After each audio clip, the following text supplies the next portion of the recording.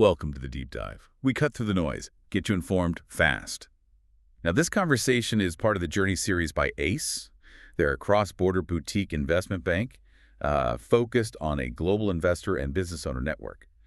Today, we're really getting into something fundamental, I think, for anyone in business or investing. It's this key difference, between deal value and deal price in transactions. So our mission really is to unpack how valuations are, well, figured out, and then explore why that number, the valuation, often isn't the final price you see. And maybe most importantly, look at those strategic things beyond just the numbers that actually make a deal successful long-term. Exactly. Think of this as a bit of a shortcut through the complex world of deal making. We want to give you the insights to sort of sidestep common mistakes. Understanding these nuances, it's just essential, whether you're a business owner or an investor. Okay, let's start right at the beginning then. Company valuation. It sounds so definite, but is it? Or is it more like an educated guess? How did the pros even start? Yeah, that's a great question. Because honestly, there isn't one single right number, which surprises a lot of people. Valuation, fundamentally, it's a mix. It's quantitative stuff, the numbers, but also qualitative, the feel of things. Professionals use, well, a few main ways to get there. They look at comparable transactions. So basically, what did similar companies sell for recently? Right, like checking recent house sales in the neighborhood. Precisely. And then there are comparable companies. That's looking at similar businesses, but how they're valued now, maybe on the stock market. Okay, so what they're listed for currently. Exactly. Then you've got the discounted cash flow method, DCF. Think of DCF as asking, okay, if this business makes X amount of cash over the next, say, 5, 10 years, what's all that future money worth right now, today? Valuing future potential in today's term. You got it.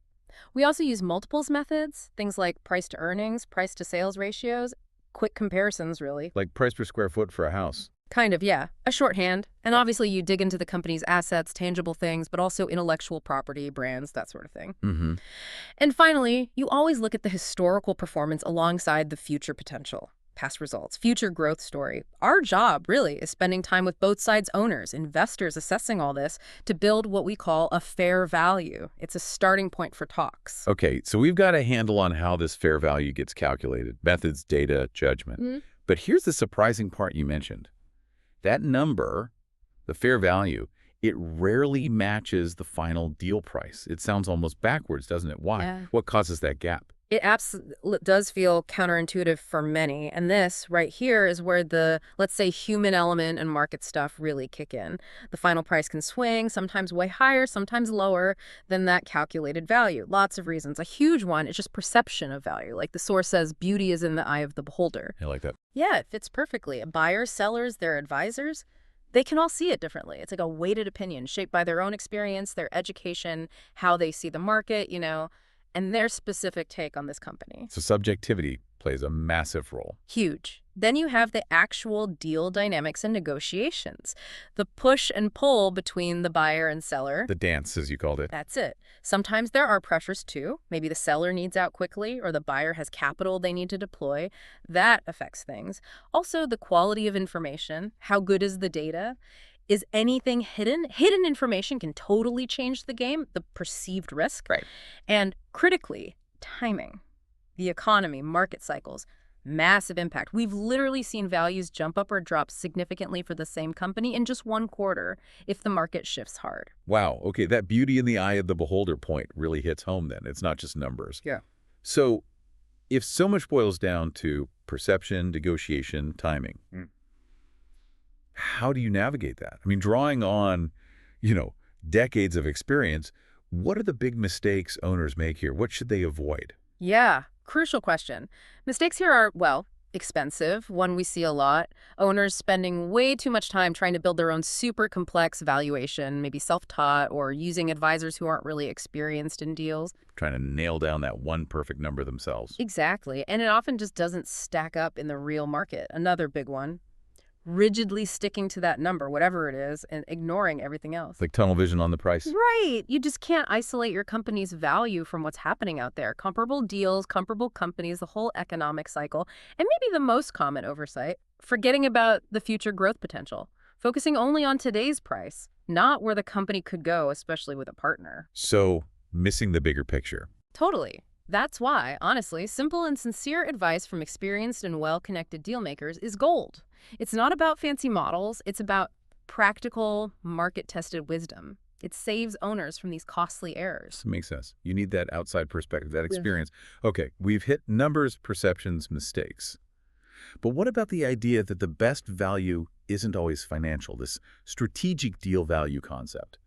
What else really matters for long-term success?